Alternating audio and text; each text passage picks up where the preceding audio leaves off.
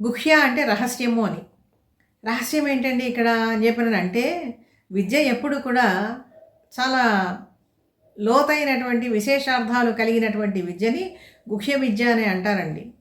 అంత తేలిక కాదు పరమాత్మ యొక్క తత్వాన్ని తెలుసుకోవటము అని చెప్పానంటే. అందుకనే లలితా సహస్రనామ స్తోత్రం చివర కూడా రహస్య అని చెప్పిననే వాడతారు అక్కడ. రహస్య స్తోత్రము అని చెప్పినని అంటారు. రహస్యం ఏంటి? అందరూ చదువుకుంటూ ఉన్నారు కదా, అందరికీ తెలిసింది కదా, ఇక్కడ గుహ్యము అన్నా కూడా రహస్యం అంటున్నారు. అంటే విలువైనటువంటి దాన్ని ఎప్పుడు కూడా కాపాడుకుంటూ రావాలండి. విలువైనటువంటి వస్తువును మనం ఏం చేస్తాము? అందరి ఎదుట ప్రదర్శించి బజార్లో పారేసి అలా ఉంచుతామా? ఉంచాం కదా. చాలా విలువైనటువంటి దాన్ని చాలా జాగ్రత్తగా మనం దాచుకుంటాం. ఏ బీరువాలోనో ఎందులోనో దాచుకుంటాం అన్నమాట, ఇంకొకళ్ళకి పెద్దగా తెలియనివ్వకుండా.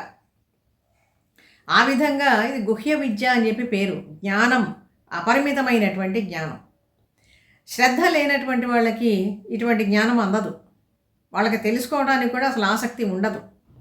అందుకని కృష్ణ పరమాత్మ కూడా భగవద్గీతలో ఇది గుహ్యతమం శాస్త్రం అంటాడు. గుహ్యతమం, గుహ్యము, గుహ్యతరము, గుహ్యతమము, పాజిటివ్ కంపారిటివ్ సూపర్లేటివ్ డిగ్రీస్ అనమాట. అక్కడ గుహ్యతమము అని వాడాడు అక్కడ. కాబట్టి పరమాత్మని తెలుసుకోవాలి అనేటువంటి మహత్తత్వాన్ని తెలుసుకోవాలి అనేటువంటి విద్య ఏదైతే ఉందో అంత తేలికగా లభించదు. ఏ విధంగా లభిస్తుంది అంటే అక్కడ కేవలము జ్ఞాన దృష్టి ఉండాలి, ఒక తదేకమైనటువంటి ఒక నిష్ఠ ఉండాలి. అప్పుడే పరమాత్మ తత్వము అనేటువంటిది అర్థమవుతుంది. ఏదో ఆషామాషిగా సినిమా కథల్లాగా వినేసి వెళ్ళిపోదాము అని చెప్పి నేను అనుకుంటే మాత్రం ఈ విద్య ఇందులో ఉండేటువంటి రహస్యాలు ఏవి కూడా మనకి అందవు. అదిగాక ఇది శాస్త్రం. శాస్త్రం అంటే ఏంటి? శాసించి చెప్పేటువంటిది శాస్త్రం. ఈ విధంగా ఉండాలి అని చెప్పి చెప్పేటువంటిది శాస్త్రం అన్నమాట. ఇవన్నీ కూడా ఒక శాస్త్రవాక్యాల్లాగా మనం స్వీకరించాలి.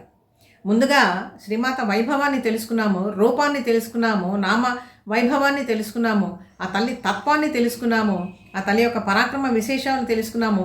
ఇవన్నీ కూడా ఎక్కడైతే వర్ణించబడుతూ ఉంటాయో, ఎక్కడైతే చెప్పబడి వివరించబడుతూ ఉంటాయో అది మహాస్తోత్రం అనబడుతూ ఉంటుంది.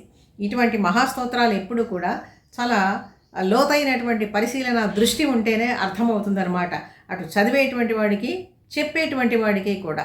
అందుకని ఇటువంటివన్నీ కూడా గుహ్య విద్యలు అని చెప్పి పేరు.